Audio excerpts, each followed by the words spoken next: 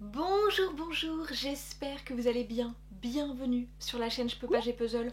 On se retrouve aujourd'hui pour la petite vidéo saisonnière habituelle dans laquelle je vais vous présenter ma pile à faire de printemps. Les puzzles donc que je compte faire durant cette saison. Et en sus, une petite sélection d'autres puzzles que je ne compte pas faire ou refaire à titre personnel, mais que je trouve vraiment très chouettes pour cette belle saison.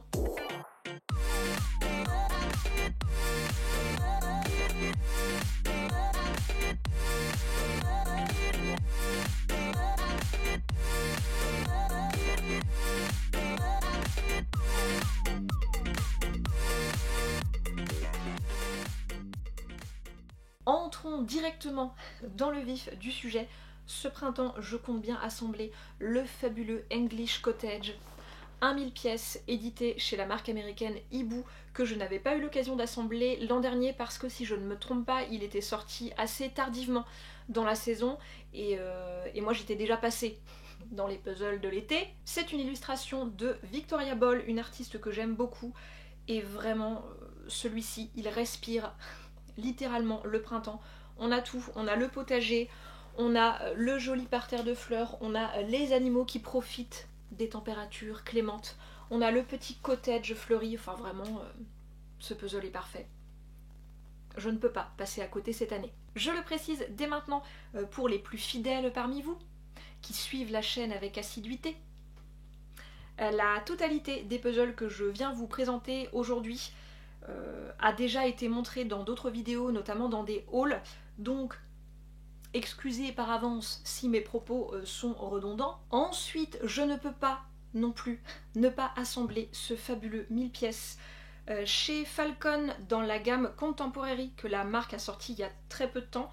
C'est le Shop Local illustré par Jackie Lee. Regardez-moi ces couleurs, printanière à souhait. Je crois que j'en avais déjà fait mention dans la vidéo haul dans laquelle je vous l'avais présenté. Les pièces ont un fini lin, un toucher lin, et c'est vraiment ma finition préférée lorsqu'il s'agit d'assembler des puzzles, donc je ne doute pas que je vais passer un super moment sur celui-ci. C'est le seul qui me plaît pour le moment dans cette gamme chez Falcon, mais je la guette, hein. Je scrute les prochaines nouveautés. D'ailleurs, petite parenthèse, j'ai vu ça au détour d'une petite photo sur Instagram. Il me semble que la marque américaine Buffalo va également sortir une gamme de puzzles contemporains, donc édité en collaboration avec des artistes un petit peu plus contemporaines par rapport à ce que la marque propose déjà. Il me tarde de voir ça. Pas forcément printanier, mais très coloré, donc hyper adapté, je trouve, pour cette saison. J'ai envie de faire le Dinner with Monet, qui est édité chez Thames and Hudson, qui est une marque australienne. Et je le trouve vraiment très très chouette. Il fait partie d'une série que la marque a sortie l'an dernier. D'ailleurs, il y a un petit troisième qui va sortir cette année. L'an dernier, elle a sorti le Dinner with Monet et le Dinner with Dali. Et il y en a un autre qui vient de sortir ou qui va sortir cette année. Je n'ai plus son nom, mais je vous remettrai tout ça en barre d'infos. Et celui-ci, j'ai vraiment craqué dessus quand je l'ai vu. Il est hyper coloré, hyper joyeux. C'est un puzzle qui est rempli de clins d'œil aux peintres impressionnistes et à l'univers de Monet en particulier. Et même si je n'ai pas une culture artistique exacerbée, dirons-nous, je trouve le concept vraiment très très cool, et c'est pas sans me rappeler ce que propose Lawrence King dans sa série World of, donc au niveau des puzzles également, qui sont davantage axés littérature et film. On part maintenant chez Masterpieces, parce que serait une pile à faire de printemps sans au moins un Masterpieces. J'ai envie d'assembler le Country Pickings 1 750 pièces, qui est dans la collection Homegrown de la marque, et qui a une finition lin, encore une fois. Donc je pense que je vais passer un bon moment. On est vraiment sur un esprit fête à la ferme. On a des animaux un peu partout, un stand de popcorn et un stand de limonade. C'est très important, hein. Manger, s'hydrater. Un personnage qui joue de la guitare. Tout le monde semble content, heureux. On a même un petit charroux qui est au sommet du bâtiment là. Si, c'est possible. Je vous assure que c'est possible. papa il me l'ayant fait à 2 reprises, je vous assure que c'est possible. Je ne sais plus si je l'ai mentionné, l'artiste qui est derrière ce beau puzzle, c'est Cindy Mangutz. Je suis passée à côté du Fresh Flowers l'an dernier et je ne parviens pas à le retrouver, en tout cas pas à un prix raisonnable à mes yeux, donc je me rabats sur celui-ci qui est également très printanier. Restons dans ce style naïf, folk américain, tout ça. Je compte bien faire ce 300 pièces de la marque Buffalo qui est illustré par Charles Wisoki, qui s'appelle Nantucket Flower Shop. Une petite beauté, hein. Un magasin de fleurs avec une petite rivière en premier plan, la mer au fond, des personnes qui se baladent à vélo. Le petit puzzle parfait qui sera très rapide à faire, hein, parce que 300 pièces, je pense que ce sera un joli moment. Toujours à Nantucket, comment ne pas assembler ce merveilleux 550 pièces de la marque Siko, illustré par l'une de mes artistes préférées, Jane Wooster Scott, que j'ai acheté il y a quelques semaines. Comment s'appelle-t-il déjà? Snug Nantucket Inlet. Boîte carrée, mais le puzzle est rectangulaire au format portrait. Encore une fois, je vous mets l'image en grand à l'écran. Qu'est-ce que je peux vous dire de plus? J'ai l'impression de radoter à chaque fois que je vous parle de cet artiste. Je vous en ai parlé dans ma dernière vidéo FAQ, il me semble.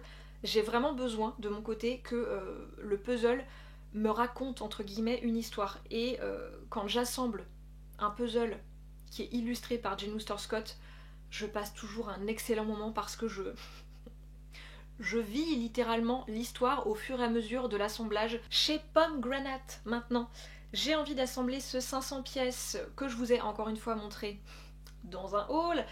C'est le Yard Sale illustré par Matty Lou O'Keeley. C'est une scène, encore une fois, naïve à souhait, que j'aime énormément. On est sur un vide maison, on peut dire ça comme ça, de printemps. Donc on a évidemment la jolie maison en question, avec la petite grange qui va bien, toutes sortes d'objets qui sont entreposés dehors, et puis des gens qui viennent voir tout ça, hein, et potentiellement acheter. On a un joli verger en fond, enfin vraiment, c'est la scène de printemps idéale, je trouve. On dit au revoir au style naïf et on revient dans un style plus contemporain.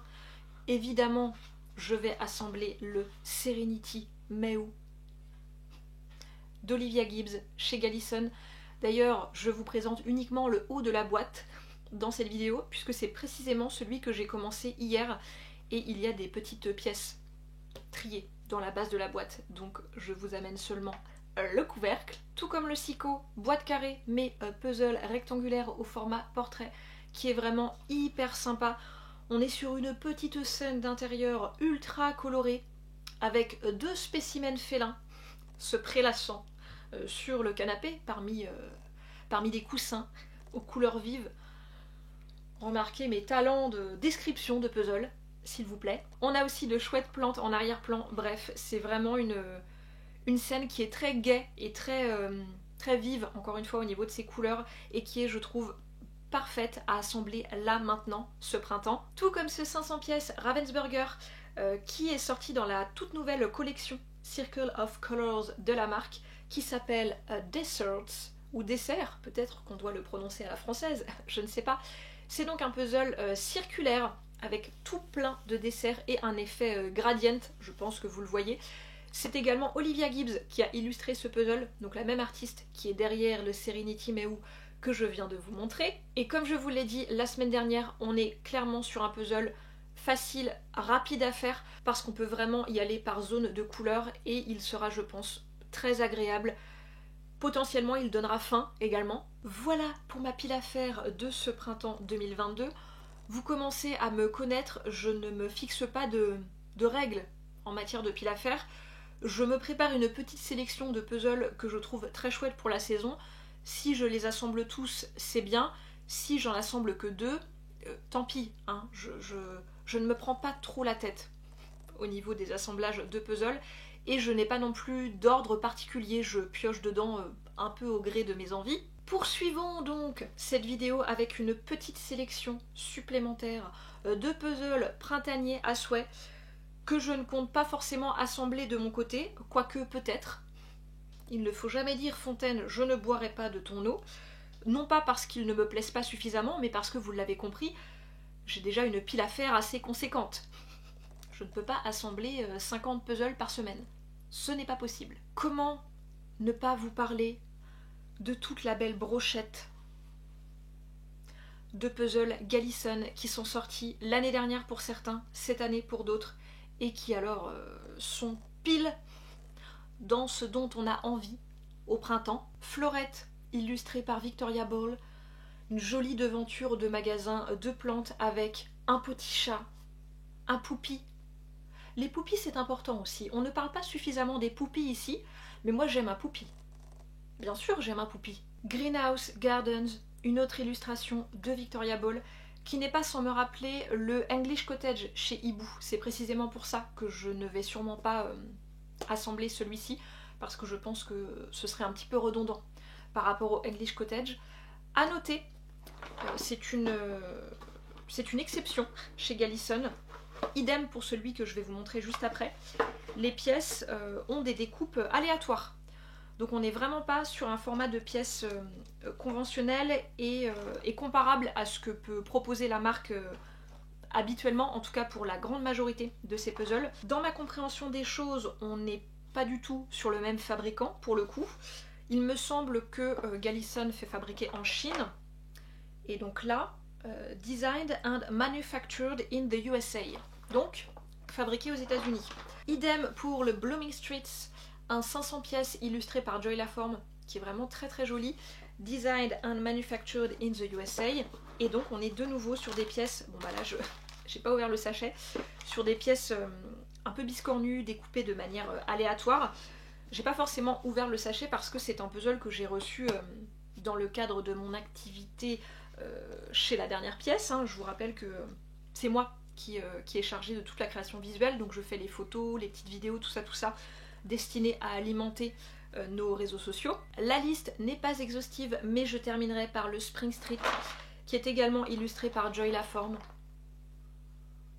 Boîte carrée, mais puzzle rectangulaire au format portrait, absolument fabuleux. C'est l'un de vos préférés, il me semble, sur La Dernière Pièce. Vraiment, vous êtes énormément à vous l'avoir procuré. Merci beaucoup pour vos commandes au passage. Et on vous comprend, mais tellement. On est sur une jolie scène printanière, mais citadine, avec une jolie rue fleurie, des personnes qui se promènent sur le trottoir, une personne à vélo. On voit également plein de petites scènes dans l'immeuble là, notamment une personne avec son petit chat, des poupis dans un taxi, et pourquoi pas, ils ont peut-être rendez-vous quelque part, dans un parc avec des copains. Lui par contre, plus je le regarde, plus je me dis, ce serait quand même dommage de ne pas l'assembler ce printemps. Oh, il y a un petit écureuil qui grimpe à l'arbre, je l'avais pas vu. Non mais il va aller dans ma pile à faire celui-ci. Hein. Je vous ai dit liste non exhaustive parce qu'il y en a d'autres chez Gallison qui sont tout aussi parfaits pour ce printemps, je trouve. Le Wonder Emblem que j'ai assemblé l'année dernière de mon côté, je vous renvoie à cette vidéo. Le Afternoon Tea est également très chouette. Bref, on les a tous mis dans notre sélection de printemps sur la boutique La Dernière Pièce, donc n'hésitez pas à aller voir, je vous remettrai le lien direct en barre d'infos. Et toujours chez Gallison, il y a également le Spring on Park Avenue, qui est très joli, qui est illustré cette fois par Michael Storings. Je suis pas forcément ultra fan du style de cet artiste, mais je sais que certaines personnes l'adorent, donc je vous le mentionne parce qu'il est vraiment très sympa et assez idéal, je trouve, pour le printemps. Chez la marque britannique Talking Tables, je ne peux pas ne pas vous rementionner le Gardening Puzzle, que je n'ai même pas pris la peine de vous sortir, il est resté dans la Puzzle Tech, mais c'est un puzzle juste parfait pour le printemps. Encore une fois, je l'ai assemblé l'an dernier comme le Wonder Emblem, donc je vous renvoie à la même vidéo que je vous ai accrochée juste avant. C'est un puzzle parfait, une scène au jardin avec une serre, un petit chat, des plantes, des fleurs, une beauté. Chez la marque américaine Hibou maintenant, il y a également de nombreuses petites beautés printanières, notamment dans la collection 2022 à venir. Je vous conseille très chaudement, je l'ai déjà dit dans la dernière vidéo, de suivre les réseaux sociaux de La Dernière Pièce. là, dans les jours à venir, entre maintenant et le début du mois d'avril.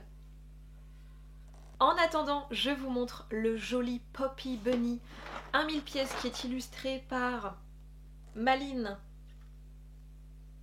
Gillensvan. Je dois pas du tout le prononcer correctement et j'en suis bien désolée. Je ne le voyais pas si joli, pour être honnête. Je le trouvais très sympa hein, quand on l'a rentré au catalogue la dernière pièce, mais c'est quand je suis allée l'emprunter à ma voisine, Séverine, super voisine pour les intimes, pour une photo justement pour la dernière pièce, puisque elle l'a en sa possession, elle l'a acheté, chez nous évidemment, que je me suis dit, ah oui, il est fort joli quand même, à ce gros lapinou au centre avec tous les autres petits animaux et insectes autour. Écoutez, printanier à souhait. En plus, il y a juste ici une belle grive musicienne, l'un de mes oiseaux préférés. Enfin, je pense que c'est une grive musicienne. Je reconnais toutes les petites taches sur son poitrail. J'ai la chance d'en avoir beaucoup dans mon jardin et c'est toujours un pur bonheur de les voir et surtout de les entendre. J'aime énormément le chant de la grive musicienne. Qu'est-ce que je m'étais noté autrement? J'ai chaud, j'aurais dû prévoir à boire. Je pensais pas qu'il allait faire si chaud cet après-midi. Là, je suis en train de cuire, je suis rouge, je sens. Alors j'ai ma Rosa qui est toujours plus ou moins excitée, hein. Mais là, j'ai chaud, donc c'est pire. Bref, le casse-croûte 1000 pièces qui fait partie de la dernière collection de la marque française Jour Férié. Une jolie scène de pique-nique champêtre, bucolique, avec la petite voiture un peu vintage hein, qui va bien, qui est vraiment très sympa pour le printemps. Enfin là, on peut pas... Bon, est-ce qu'on peut vraiment faire plus printanière comme scène? Je ne suis pas sûre. La bouteille de rosé est au frais, dans la glacière. On a prévu le clacos. Tout va bien. Et voilà pour cette vidéo pile à faire et sélection printanière.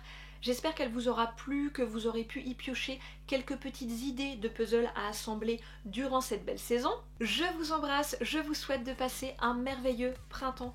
Profitez bien de cette belle saison et je vous dis à très vite.